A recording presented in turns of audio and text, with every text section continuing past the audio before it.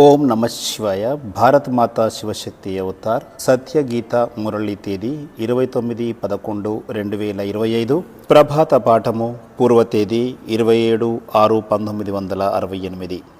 ఆత్మీయ పిల్లలు, ఎవరికైతే పూర్తిగా నిశ్చయము ఉండదో వారు అనుకున్నంతగా చదవలేరు, అదేవిధంగా పవిత్రంగా కూడా కాలేరు. అర్ధకల్పము పతితంగా ఉన్నారు. ఒక్క జన్మలో పావనంగా ఉన్నట్లయితే 21 జన్మల పాటు పావనంగా అవుతారు. అలాంటి పురుషార్థము చేయడము అంత చిన్న విషయము కాదు. ముఖ్యమైనది కామవికారము. కామవికారంలో కింద పడిపోయినట్లయితే తండ్రిని వారు గుర్తు చేయలేరు. అందుకే తండ్రి యొక్క స్మృతి పక్కాగా ఉండాలి. బుద్ధి అటు ఇటు వెళ్ళకూడదు. ఇది చాలా ఉన్నతమైన గమ్యస్థానము. ఆత్మీయ పిల్లలకు తండ్రి కూర్చొని అర్థం చేస్తున్నారు. బ్రహ్మబాబాను ఆత్మీయ తండ్రి అని చెప్పరు. ఈరోజు సద్గురువారము, కేవలము గురువారము అని చెప్పడము చాలా తప్పు. సద్గురువార్ అని చెప్పడము సరి అయినది. గురువులు చాలామంది ఉంటారు, సద్గురు మాత్రము ఒకే ఒక్కరు ఉంటారు. ఎవరికి వారే తమని తాము గురువుగా సంబోధించుకుంటారు. కొద్దిమంది తమని తాము సద్గురువుగా కూడా సంబోధించుకుంటారు. పిల్లలు మీరు ఇప్పుడు అర్థం చేసుకున్నారు గురువుకు సద్గురువుకు మధ్య గల తేడాను. సత్యం అంటే సత్యమైన వారు నిరాకారుడైన ఒకే ఒక తండ్రి. మనుషులు సత్యమైన గురువు కాలేరు. మనుషులు చెప్పేదంతా కూడా అవాస్తవమే. ఈ ప్రపంచమే అవాస్తవమైనది. వారు ఎంత పెద్దవారైనా కూడా, గవర్నర్ అయినా కూడా, రాజాది రాజులైనా కూడా జ్ఞానము గురించి వారంతా కూడా అసత్యమే తెలియచేస్తారు. సత్యమైన జ్ఞానము ఒకే ఒకసారి జ్ఞానసాగరులైన తండ్రి తెలియచేస్తారు. మనుషులకు ఎప్పుడూ కూడా జ్ఞానాన్ని ఇవ్వలేరు. సత్యమైన వారు తండ్రి మాత్రమే. వీరి యొక్క పేరు బ్రహ్మ. వీరు కూడా ఎవరికి జ్ఞానాన్ని ఇవ్వలేరు. సత్యమైన వారు తండ్రి మాత్రమే. బ్రహ్మ దగ్గర కూడా జ్ఞానము లేదు. ఇప్పటికి కూడా వారి దగ్గర జ్ఞానము లేదు అని చెప్పవచ్చు. సంపూర్ణమైన జ్ఞానము జ్ఞానసాగరులైన పరంపిత పరమాత్మ దగ్గర ఉంది. తమను తాము సద్గురువుగా చెప్పుకునే అర్హత మనుషులెవరికి కూడా లేదు. ఎప్పుడైతే పూర్తి సత్యవంతులుగా మీరు అవుతారో అప్పుడు మీ శరీరము నశించిపోతుంది. మనుషులెవ్వరిని కూడా సద్గురువుగా చెప్పకూడదు. మనుషుల దగ్గర పైసంతా కూడా శక్తి లేదు. బ్రహ్మబాబా కూడా మనిషి రూపంలోనే ఉన్నారు. వీరి దగ్గర కూడా అంత శక్తి ఏమీ లేదు. వీరు స్వయంగా తెలియచేస్తున్నారు, నేను కూడా మీలాంటి మనిషినే, నేను కూడా చదువుతున్నాను. ఇక్కడ చదివించేవారు తండ్రి మాత్రమే, బ్రహ్మ ఎంత మాత్రము కాదు. ఈ బ్రహ్మ కూడా వారి దగ్గరనే చదువుతారు. పిల్లలు మీరు కూడా పరంపిత పరమాత్మ సద్గురువు దగ్గర చదువుతారు. వారి ద్వారానే మీకు శక్తి లభిస్తుంది. శక్తి అంటే ఎవరినైనా పడగొట్టడము లేదా తోసివేయడము అని కాదు. ఇది ఆత్మీయ బలము. స్మృతి శక్తి ద్వారా శాంతిని అనుభవం చేసుకుంటారు. ఈ చదువు ద్వారా సుఖము లభిస్తుంది. బయట ఉపాధ్యాయులు చదివించిన రీతిగానే ఇక్కడ కూడా తండ్రి చదివిస్తున్నారు. ఈ బ్రహ్మబాబా కూడా చదువుతారు. వీరు కూడా విద్యార్థియే. దేహదారులైన వారు ఎవరైనా కూడా విద్యార్థులే. పరంపిత పరమాత్మ తండ్రికి దేహము లేదు. వారు నిరాకారులు. వారే స్వయంగా వచ్చి చదివిస్తారు. ఇతర విద్యార్థులు చదివినట్లుగానే వీరు కూడా చదువుతారు. ఇందులో శ్రమ అనే మాట లేనేలేదు. చదువుతున్నప్పుడు బ్రహ్మచర్యాన్ని యథావిధిగా అందరూ పాటిస్తారు. ఎప్పుడైతే చదువు పూర్తి అవుతుందో ఆ తర్వాత బ్రహ్మచర్యాన్ని వదిలి వికారంలోకి వెళుతారు. మనుషులందరూ కూడా మనుషుల్లాగానే కనిపిస్తారు. తమను తాము ఫలానా వ్యక్తిగా పరిచయం కూడా చేసుకుంటారు. వీరు LLB చదివారు, వారు MMA చదివారు. చదువును ప్రాక్టికల్గా చదవాల్సి ఉంటుంది. ముఖ కవలికలు ఒకే విధంగా ఉంటాయి. ఈ భౌతికమైన చదువు గురించి మీకు కూడా తెలుసు. సాధు సంతువులు కూడా శాస్త్రాలను చదువుతారు, అదేవిధంగా చదివిస్తారు. అంత మాత్రాన వారు గొప్పవారేమీ కాదు. వారి ద్వారా ఎవరికి శాంతి లభించదు. స్వయంగా శాంతి కోసము వారు ఎన్నో మోసాలకు గురవుతారు. శాంతి లభిస్తుందని అడవిలోకి వెళ్తారు. ఆ తర్వాత తిరిగి వెనక్కి వస్తారు. ఎవరు కూడా ముక్తిని పొందజాలరు. ఎవరైతే గొప్ప గొప్ప వ్యక్తులైన సాధు సన్యాసులు పరమహంసలు ఉన్నారో వారంతా కూడా పునర్జన్మలో వచ్చేశారు, కిందికి దిగుతూ వచ్చారు. ముక్తిని కానీ జీవన్ముక్తిని కానీ ఎవరు కూడా పొందలేదు. అందరూ కూడా తమో ప్రధానంగా అయిపోయారు. చూడటానికి ఏమీ కనిపించదు. మనుషులు మనుషుల్లాగానే ఉంటారు. మీకు గురువు ద్వారా ఏమి లభిస్తుందని ఎవరినైనా అడగండి. వారేం చెబుతారు? మాకు శాంతి లభిస్తుంది అని చెబుతారు. కానీ ఏది కూడా లభించదు. శాంతి యొక్క అర్థం కూడా వారికి తెలియదు. తండ్రి జ్ఞానసాగరులు, శాంతి సాగరులు, సాధువులు సంతువులు కానీ గురువులు కానీ తమను తాము శాంతి యొక్క సాగరులుగా చెప్పుకోలేరు. శాంతిని ఎవరు కూడా ఇవ్వలేరు. మనుషులు ఎవరు కూడా శాంతిని ఇవ్వలేరు. పిల్లలైన మీకు ఈ విషయంలో ముందుగా నిశ్చయము కలగాలి. శాంతి యొక్క సాగరులు తండ్రి మాత్రమే. వారే మనలను చదివిస్తారు. సృష్టి యొక్క చక్రం ఏ విధంగా తిరుగుతూ ఉంటుంది దాని గురించి కూడా తండ్రి మనకు అర్థం చేయించారు. శాంతి యొక్క సాగరులే శాంతిని ఇస్తారు. మనుషులు ఎప్పుడూ కూడా మనుషులకు సుఖాన్ని శాంతిని ఇవ్వలేరు. తండ్రి ద్వారా పిల్లలైన మీకు ఈ చదువు లభిస్తుంది.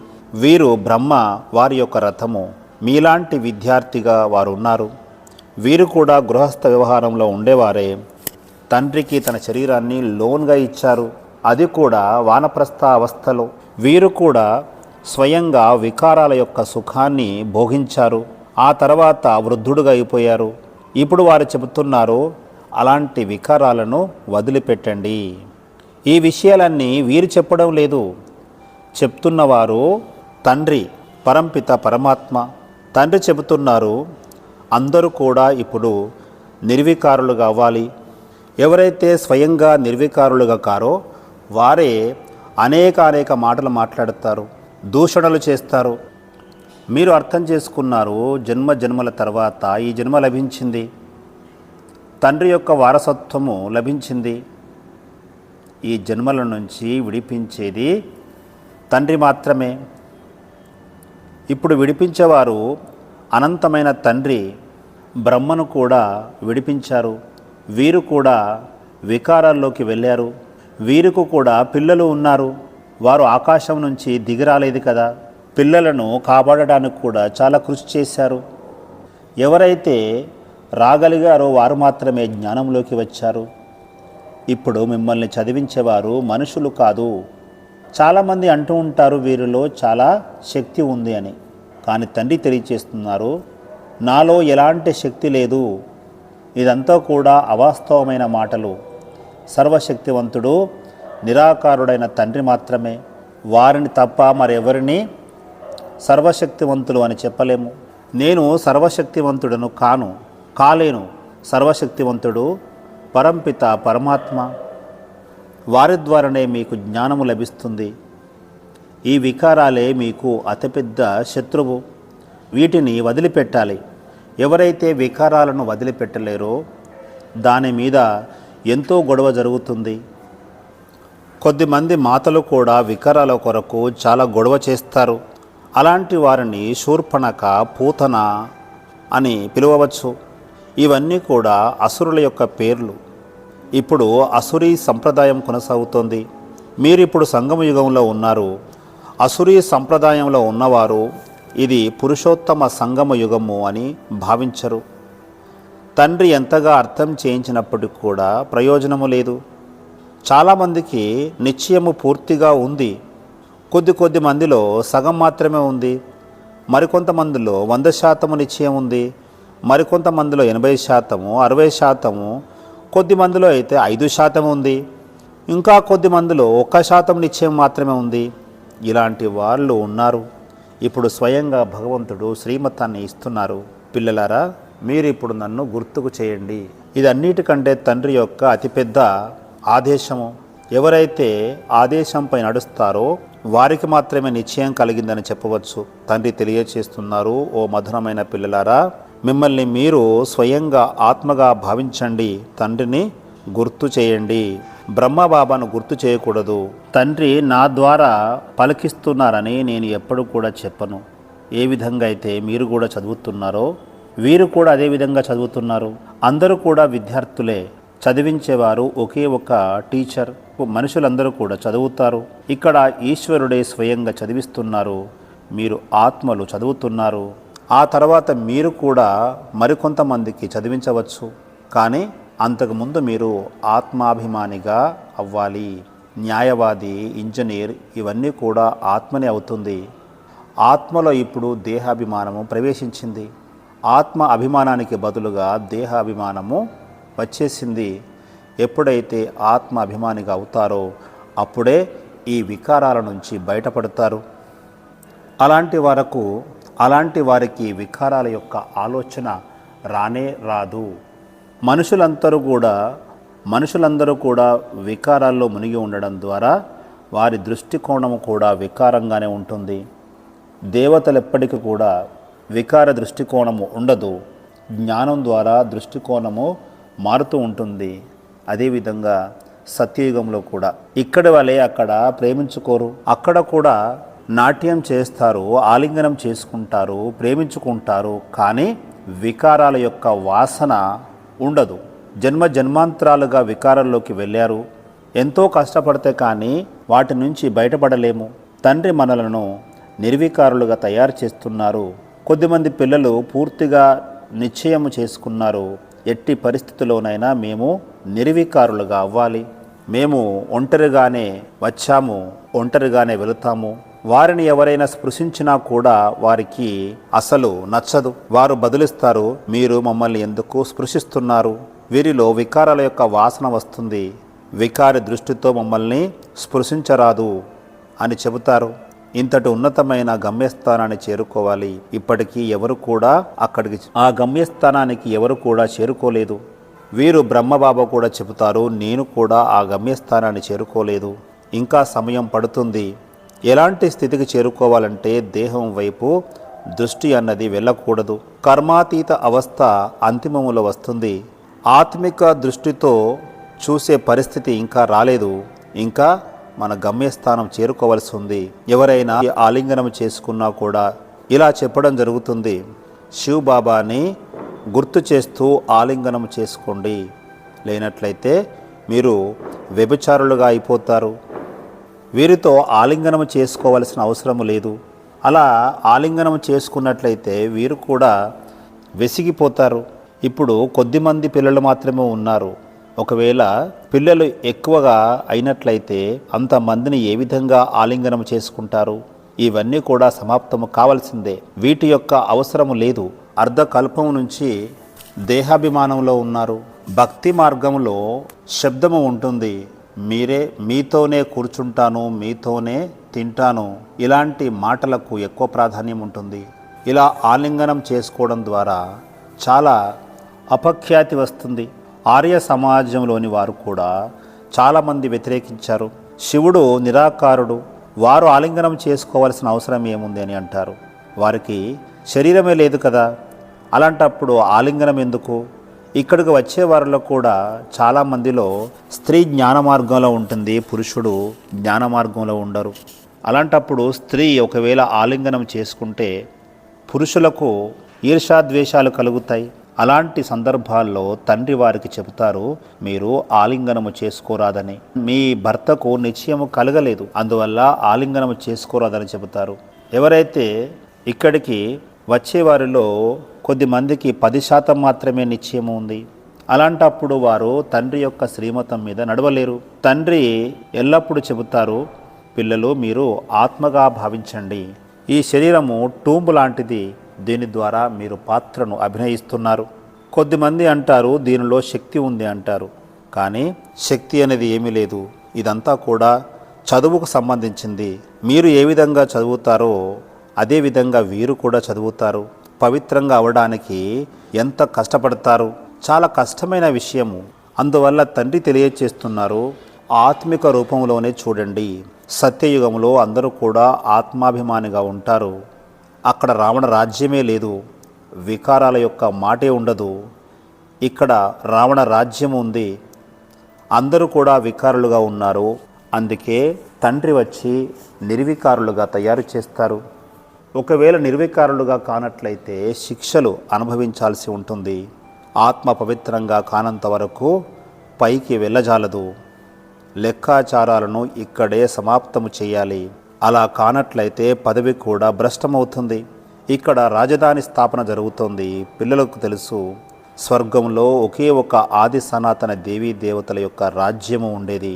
మొట్టమొదట ఒకే రాజు ఒకే రాణి పరిపాలన ఉండేది. పిల్లలు కలిగిన తర్వాత వృద్ధి జరిగింది. మొట్టమొదట రాజు ఒకే ఒకరు ఉండేవారు. ఒకరి వంశమే కొనసాగింది. ప్రజలు మాత్రం అనేక మంది తయారవుతారు. అందులో కూడా వేరువేరుగా ఉంటారు. ఎవరికైతే పూర్తిగా నిశ్చయము ఉండదో, ఎవరైతే చదువును పూర్తిగా చదవరో వారే ప్రజలుగా అవుతారు. అలాంటి వారు పవిత్రంగా కూడా కాలేరు. అర్ధకల్పము పతితంగా అయ్యారు. ఒక్క జన్మలో పావనంగా అవడం ద్వారా 21 జన్మల వరకు పావనంగా అవుతారు. ఇది చిన్నమ్మ ఇంటికి వెళ్ళినంత సులభమైన విషయం కాదు. ముఖ్యమైనది కామ వికారము. క్రోధం వల్ల అంత నష్టం జరగదు. ఎవరైతే కామం ద్వారా కిందికి పడిపోతారో వారు తండ్రిని గుర్తు చేయలేరు. ఎవరైతే పక్కాగా గుర్తు చేస్తారో వారి యొక్క బుద్ధి ఎటువైపు కూడా పరిగెత్తదు. ఇది చాలా ఉన్నతోన్నతమైన గమ్యస్థానము. పవిత్రత అనే మాటని విని ఆందోళన చెందుతారు. ఇలాంటి విషయాలను మేము ఎప్పుడు కూడా వినలేదు, శాస్త్రాల్లో కూడా లేదు. ఎంత అర్థం చేయించినప్పుడు కూడా అర్థం చేసుకోలేరు. నివృత్తి మార్గము అనేది అది వేరే మార్గము. వారు కూడా పునర్జన్మలు తీసుకొని మళ్ళీ సన్యాస ధర్మంలోకి వెళ్ళిపోతారు. ఎందుకంటే వారి యొక్క సంస్కారము కొనసాగుతూ ఉంటుంది. మీరు ఇంటి వ్యవహారాలను వదిలిపెట్టవలసిన అవసరం లేదు. మీకు అర్థం చేయిస్తున్నారు. ఇంటిలో ఉండండి. అదేవిధంగా మిగతా వారికి కూడా అర్థం చేయించండి. ఇప్పుడు సంగమ యుగము. పవిత్రంగా కాకుండా సత్యయుగంలో దేవీ దేవతలుగా కాలేము. జ్ఞానము కొంతవరకు విన్నా కూడా స్వర్గంలోకి వస్తారు. అక్కడ ప్రజలు కూడా చాలామంది అవసరము. సత్యయుగంలో మంత్రి యొక్క అవసరం ఉండదు. ఎందుకంటే తండ్రి కొత్త ప్రపంచాన్ని స్థాపన చేస్తున్నారు. అజ్ఞానులకు మాత్రమే మంత్రి అవసరం ఉంటుంది. కొద్దిమంది పిఏ కావాలని అడుగుతారు, ఇంకా ఏవేవో కావాలని కూడా అడుగుతారు. ఇంకా ఏం చెప్తారంటే శరీర నిర్వహణకు అవసరం ఉంది అంటారు. అలాగే ఒకరినొకరు ఏ విధంగా చంపుకుంటారు. శత్రుత్వ స్వభావము ఎంత పెద్దగా ఉంటుంది. పిల్లలు మీరు అర్థం చేసుకున్నారు. మనము ఈ పాత ఇంటిని వదిలిపెట్టాలి, కొత్త ఇంటిలోకి వెళ్ళాలి. ఇది పెద్ద విషయమేమీ కాదు. ఇక్కడంతా కూడా దుఃఖంతో మరణిస్తారు. మీరు సుఖంగా ఉంటూ తండ్రిని గుర్తు చేయాలి. ఎంతగా మీరు నన్ను తండ్రిని గుర్తు చేసినట్లయితే అంతగా మిగతా విషయాలను మర్చిపోతారు. ఎవరు కూడా గుర్తు రాకూడదు. కానీ ఎవరికైతే నిశ్చయం కలుగుతుందో వారే ఈ స్థితిని పొందుతారు. నిశ్చయం లేకపోతే స్మృతి యాత్ర కొనసాగదు. కేవలము నామమాత్రంగా చెబుతారు, మాకు నిశ్చయము ఉంది అని. అందరికీ ఒకే రకమైన నిశ్చయము ఉండదు. మాయ నిశ్చయం నుంచి పక్కకు తప్పిస్తుంది. ఉన్నవారిని ఉన్నట్లుగానే చేస్తుంది. అందుకే ముఖ్యమైనది నిశ్చయము. ఎవరికైనా వీరు మా తండ్రి కాదు అనే సంశయం ఉంటుందా? అనంతమైన తండ్రి మనకు జ్ఞానాన్ని ఇస్తున్నారు. వీరు బ్రహ్మబాబా కూడా చెబుతారు, నాకు సృష్టి గురించి కానీ, సృష్టి రచయిత గురించి కానీ, వారి రచన గురించి కానీ నాకు ఏమీ తెలియదు. నేను ఇంతకుముందు 12 మంది గురువులను సేవించాను. ఎవరు కూడా చెప్పలేదు. ఆ తర్వాత వారందరిని కూడా వదిలివేయాల్సి వచ్చింది. గురువులు ఎవరు కూడా జ్ఞానాన్ని ఇవ్వలేరు. సద్గురువు అనుకోకుండా ప్రవేశించారు. ఏమి జరగబోతుందో కూడా అప్పుడు నాకు అర్థం కాలేదు. భగవద్గీతలో కూడా అర్జునునికి సాక్షాత్కారం చేయించారు. అప్పుడు ఆయనకు నిశ్చయం కూడా కలిగి ఉండవచ్చు. ఇక్కడ అర్జునుని యొక్క విషయమని కాదు, ఇక్కడ ఈ రథానికి సంబంధించిన విషయము. అక్కడ భక్తి మార్గంలో అర్జునుడిని రథంలో కూర్చున్నట్లుగా చూపించారు. అదేవిధంగా కృష్ణుడిని కూడా రథంలో చూపించారు.